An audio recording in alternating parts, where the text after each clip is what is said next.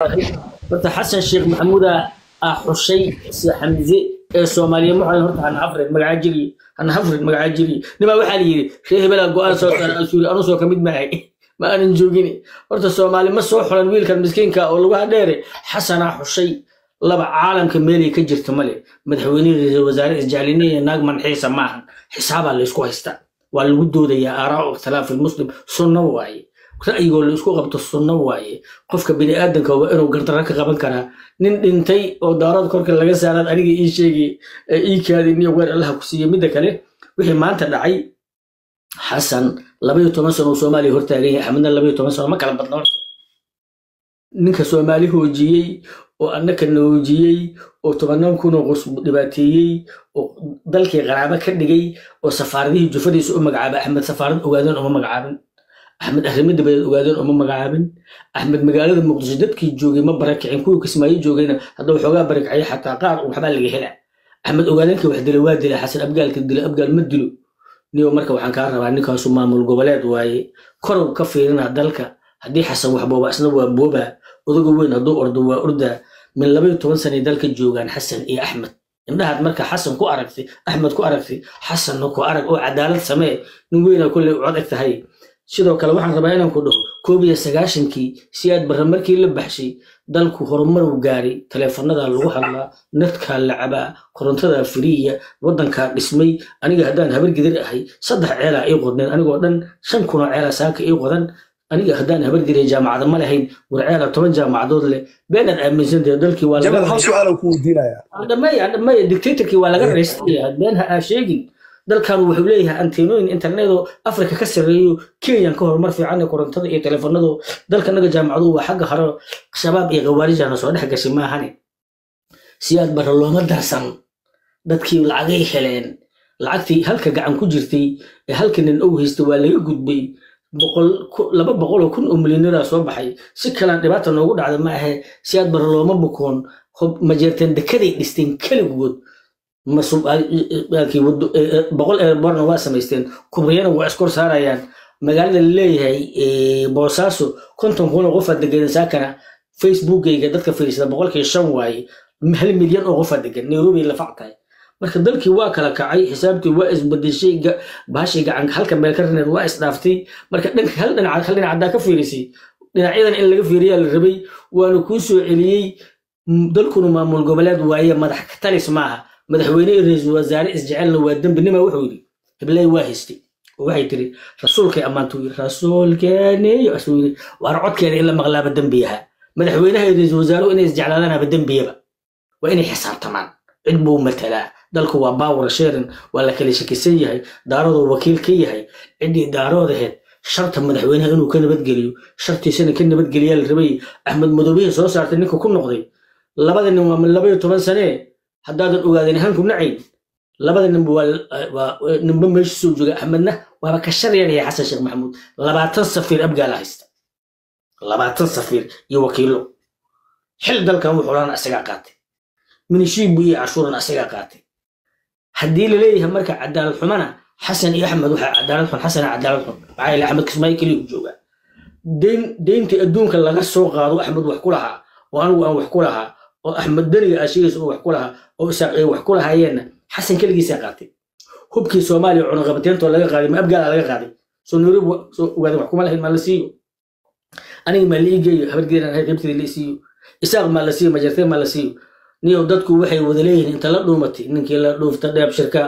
la barakatooga show dhawaa saaxib marka baasha dhinac ka fiirsay waan ku soo celiyay dadka wax ka gadmaya noo sheeg maadaama aan baalka ku siinay Jamaal waa wax yar kornay may dad kalena may guriga soo gaabin macna dad kalena sugayaan ka wada soo gaabinaya marka ujeedka hadalkayga wuxuu yahay suurtagal ma aha maalin kasta hal problem oo isku midaba isku nooc ah isku talaaba in la dhil garayno waxaan u baahanahay dalkan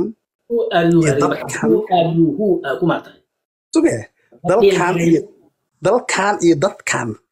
in wado loo bixiyo sababtoo ah maalinkaas inaan 10 nin oo isku caqliya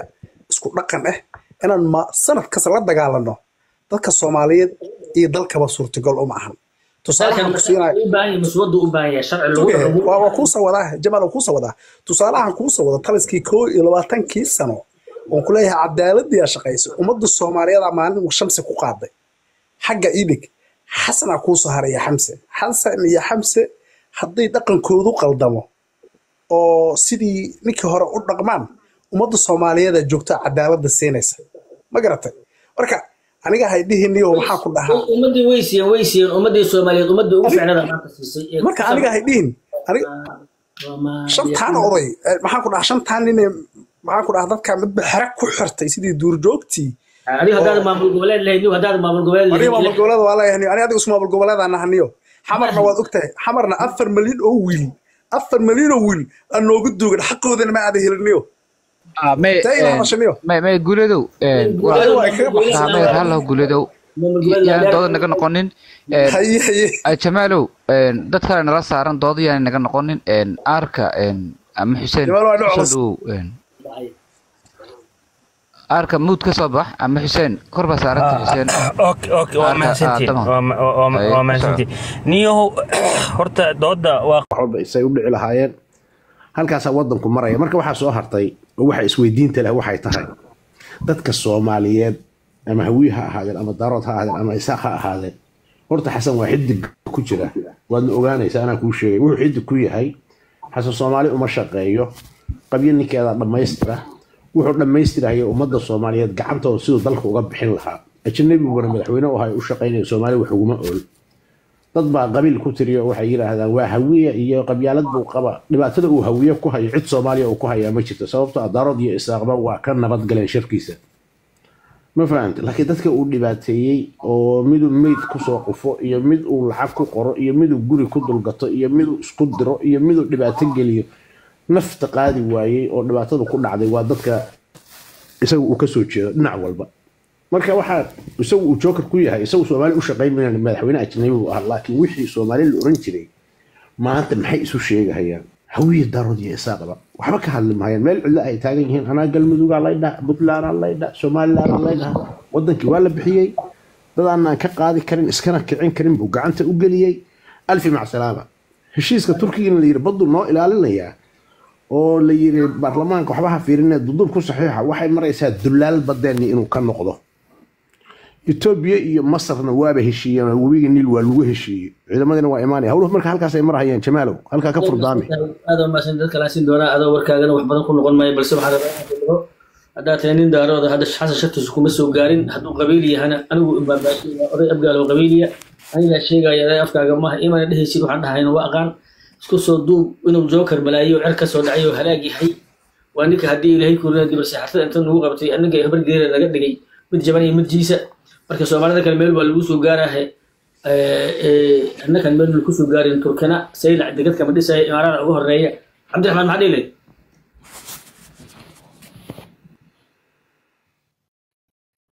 Cabdiraxmaan mud ka soo bax Cabdiraxmaan mud ka wajita mud ka bax Cabdiraxmaan mud ka soo bax Cabdiraxmaan mud ka soo bax Cabdiraxmaan waa hadli waayay yaa kale ku xigsanaya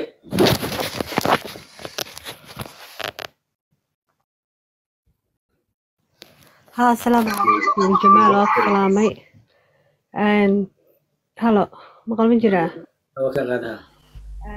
ها السلام عليكم وسلام من جمال ما شاء الله ما يقود بضاد ودغيسنيني سيدي لو شيغايا رونا inta sheegteen de waa run waaye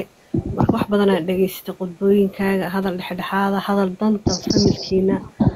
kooban waaye markaad iidanimadiina waxa rabay oo dhan waa la dhahay marka insha Allah khayr qofkii qarabaha qaato marka intaas rabina u soo koro salaam calaykum Abdiraxmaan haduu mud ka soo baxay Abdiraxmaan dhabalaba والجمال هو اللي مغلوب من يا صاحب aad baan kuu salaam waa la maqlayaa Soomaa si fiican ugu maqlaha wadiyo horta aad baan kuu salaamay anu meesha tan aad uma isticmaalo hadee waxa weeye waan iska dhageystaa laakiin waxay tahay muhiimadu niyow Soomaalidu waxay tiraahdaa wax lagu soo jabay oo inta maaragtay la soo maray in lagu celiyaa sanad walba isla sidii ahaataa ninka Cabdiraxmaan Cabdi Shukuur yaraa wuxuu yiri waxaan ka hayaa annagoo shir ka qayb galnay baa niman safaaradaha oo yurubiyaana waxay dhaheen soomaaliya ilaa iyo intii burbur ku dhacay oo cabdulnimada soomaaliya soo sameeyey hal program baa laga gudbiyaa bal isna wixii baa lagu soo celceliyaa madaxweyne nin kastoo yimaada iyo safiir kasta oo Soomaaliya laga bedelaa ama mid cusub warbixinta wadamada siina waxay ka mid tahay waa isku mid wax isbedela male marka ariga kan hadda Jubbaland wax badan baa laga qeyliyay Soomaaliya oo dhan ka hadashay intii wax garanaysay waxa laga hadlayay war waxa natiijada ay keeni doonto caawana waa la hayaa in wiilal Soomaaliyeed la yarakiyaati isu dhiibeen xadkii ka baxeen kuwana la yaraa waa dhinteen kuwana la yaraa maxaabiis weey kuwana la wadaawac weey waa natiijada la sugayay because ciidan Jamaal waa taqaanay ciidan gurmad lahayn oo isbitaal lahayn oo aan lahayn deegaan aqoonayn oo xataa meesha uu ku nabiyadu ku nool yahay xataa aan dadkiisa ahaynba xataa qofku markuu baxsado haduu joogo reer baadiis uu garaa marka waxa muuqanaysay dadka lagu xamaaray dhibaato weyn baan ku dhacday waa halka oranjada 7 jir talo xun baa helay Soomaaliya nin 7 jir oo talo xun baa Soomaaliya horta gacanta ku dhigay waxaan leenahay waa nasiibka laakiin waxa xaqiiq ah anigu waxaan ku bogaadinayaa Soomaaliya waa federalism Soomaaliya waxna waa wada leedahay waxna waa kala leedahay wax la yiraahdo dawlad dhexe oo xoog iyo digdig iyo haramcad iyo gorgor iyo shaydaamo iyo masas waxaas way soo dhamaadeen nin walow gurigiisu jooga waxaanu wada leenahay waxna waa kala leedahay marka inaad horta aad iyo aad baan u bogaadinayaa Jubbaland Ahmed Maxamed Islaam Sayidka ruraantiina waxa weeye in meel uu ka jamaadeyn jiray maanta ka dawladda ninka yira waa ka adkaaraya Ahmed Shalay technique ma haysan labor ma haysan dakada Kismaayo ma haysan beesha caalamka lama kulmi jirin halkaas uu duurka ugu jiro masas ku xirjir caawana waa dawlad marka taloxmo waxa weeye 7 jir taloxum baa helay marka Jamaal oo aragtidaadu waa fogtahay adigu wax badan baa ka digtay waxa tuu war waxa laga soo noqdo laakiin waa ayaan daro hooyo Soomaaliyeed inay maalin walba gablantaa lagu ciyaar wiilashooda wiilal Soomaaliyeed iska horkeena arrinkaasi waa taariikh hormato weey marka aad baa ku salaamaya guuliyo gobonimo aan reer Jubbaland saaxiib هذا ما سنت هي كورسنا war Jamaal waa ku salaamay meel raawlo waa ku siinaya horta waxa la yaaba wixii jabkii maanta markaan u gudbiyay habeenkii ugu dambeysay in wada joognay su'aasha la isweydiinay waxay war ciidanka lagu xoreyn waayay Ceelbuur lagu xoreyn waayay degmooyinka xamar u dhadhow diyaaradaha lagu qaaday halka la geenayo maxay tahay macnaha isweydiinta ilaahay amarkiisa ciidankii oo maanta waxa arkaynaa hubka iyagoo dhigaya oo shaatigii qaranka calanka Soomaaliyeed sita oo leeyahay hubka dhigis lagu sameeynayo taasna waxa way waa ayaan daro iyo taariikh xumo soo hooyatay weeyaan waxa kale oo meesha underline lagu sameeynaya oo cadaatay dagaalkaas in lagu kala adkaaday because of 10 maalmood isha lagu hayay dhanka uu dhici doono laakiin waxa maanta morally iyo wax kasta helay garabka maartay Axmed Madoobe dagaalkana uu ku adkaaday marka hor Ilaahay uu hadlayna weeyaan roble ku soco soo dhow muud ka soo bax waraad ma santahay niyo waraad ma santahay niyo ma santiin Jamaal Sultaankana waa salaam ya Jamaal waa waqti dheer baa la socday Jamaal ilaa waqti radio kaamil liit waqti dheer baa la socday marka niyo horta wallahi waa wax laga xumaado horta dhalinyar Soomaaliyeed oo madaxa la isku geliyay oo meesha ku baabaaday wax lagu guul lama oran karo adigu waa nasiib darrada macnaha in haysato bay kamid tahay waxaan sheekada uu keenay marka niyo laakiin waxyaalaha aan la yaabay waxa kamid ah anaga oo baan loo jiray waa Kenyan iyo Ethiopian saaka walaalaha abgaal inay Kenya u galaan oo wadanimadii ay ka boodaan oo anaga naga cararay inay Kenya waxa ka xaqan inay yimaadaan baa Soomaalinimada u soo noqdaan marka waxa weeye iyo aad iyo aad doon waxa meesha ka dhacay Soomaaliduna macnaha cudurkii waxa ku bukootay laguma daweeyo macnaha ana talinayo Soomaalidu waa waxa ku bukootay wixii macnaha qofku wuxuu ku bukooday laguma daweeyo marka talada in dhexda la dhigo dadka macnaha laba sheer gareeyo Soomaaliya waa federaal magaranaysa waxna way wada leedahay waxna way kala leedahay marka waxa qurux badan dadka ummadda in talada lala sheer gareeyo wanaagsan oo dhibaatada iyo rashbada laga daayo marka Soomaalina wallahi kulli ana insha Allah kulli hadda badi hadii la gadayna Soomaali waa u dhamaatay marka insha Allah waxaan rajeynayaa sanadada soo socda ama deney ama cabdiraxmaan cabdishakuur labadaas aan macnaha hadda labadaa nin baa soomaali hadda aan isleeyahay labadaa nin bal insha allah lagu fiiriyo cabdiraxmaan cabdishakuur ama deney labadaa nin marka aad baad u mahadsantihin jabaalow waana aad baana ku salaamaya suldaan haliyey baa tahay rablo waa mahadsan tahay sidaad maarata uga qayb qaadatay fikirkaaga niyow arrin kalo ya maxaad jamaal korneel waxay rukaa aniga haddaan jamal ma qaadan karaa waa ku siinaya guuleedu waxaan rabaa korneel heybow waxaan rabaa example ninka arkaya general Gordon oo Abu Mus'ad bin Mahmoud al-Umayri al-Saudi loo bixinay ninka arkaya 5,000 oo qaraabad dadkiisi iyo dad masaakiin oo Soomaaliyeed oo guriyihii laga qixinayo oo aan loo naxaynin ninka arkaya cadaalad meel kasta oo nolol taale in qola gaar la geysanayo dabka iyo colaadada xagga lagu shubayo ninka arkaya 100 askari oo saaxiibadiisa oo dhaawacmay oo lambaradii laga qaatay ninka arkaya 100 askari oo saaxiibadiisa oo dhintay oo hooyooyinkood ay dayacan yihiin horta moraalka uu ku dagaalayo waa moraal aan jirin laakiin Axmed Madoobe kuwa la joogo waxay aaminsan yihiin haddii meeshan laga qabsado adduuniya aqrab inuu dhamaatay noloshooda sharafkooda karaamadooda cizigooda labo Soomaaliya waxay ku burburtay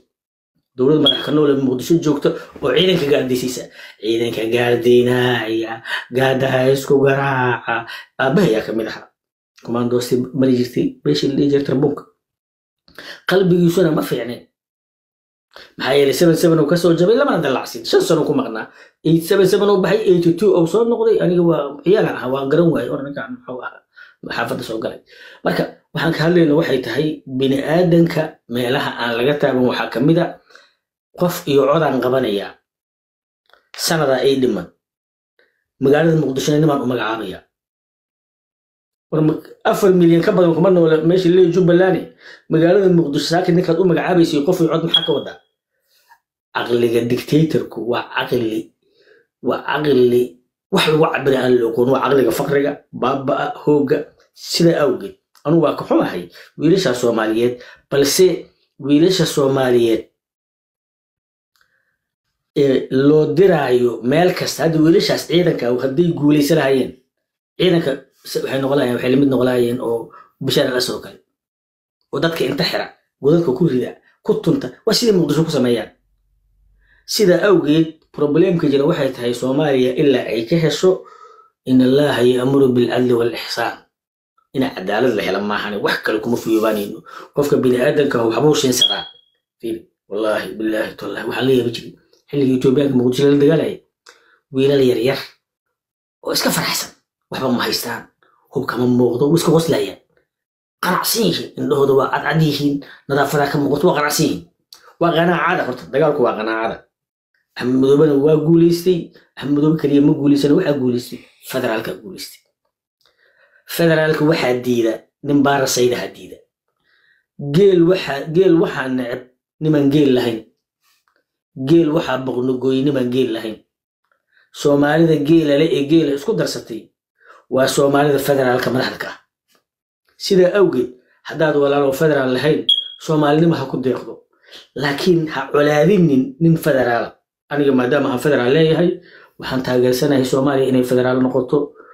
Soomaaliya waa kala shakisay wayna kala fogaatay marka waxaan rabaa inaan dhaho ma in aysan ciyaalkaas oo qayaar lahayn oo faqri iyo dad masaakiina oo la qado meesha laga yeeyeen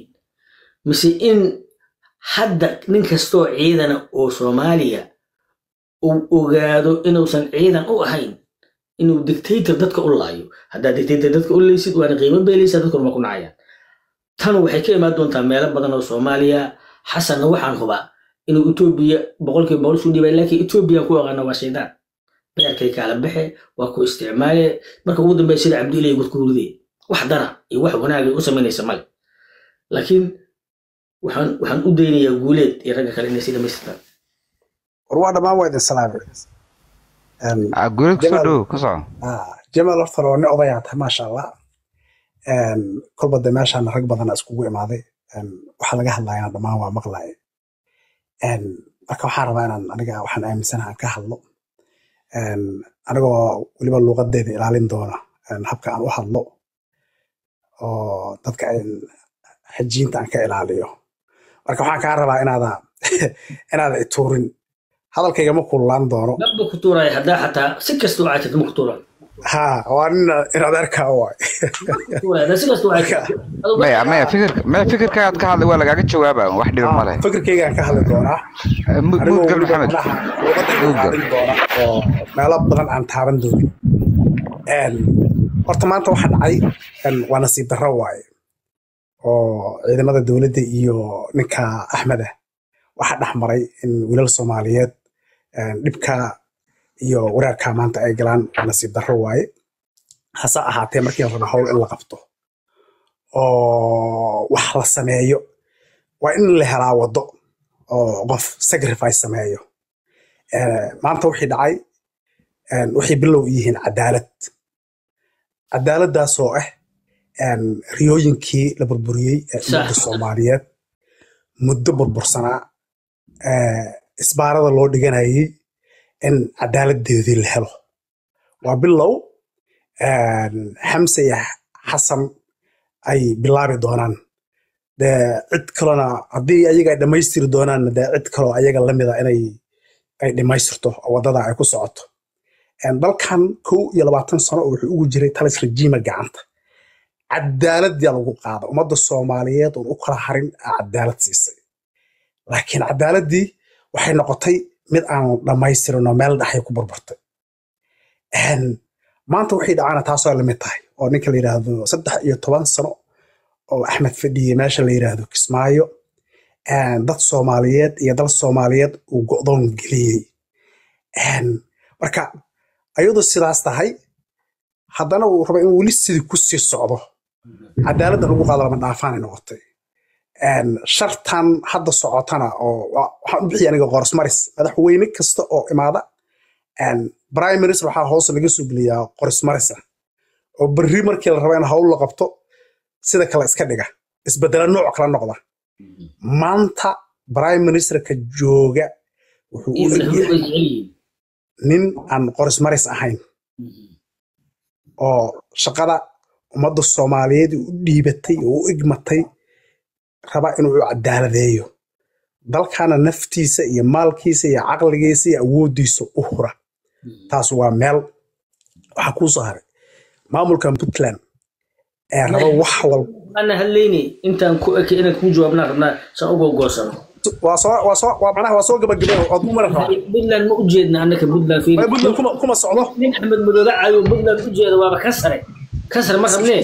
waxaan rabnaa kana kaaga jawaabayna horta kaaga jawaab wax yar haye ku soo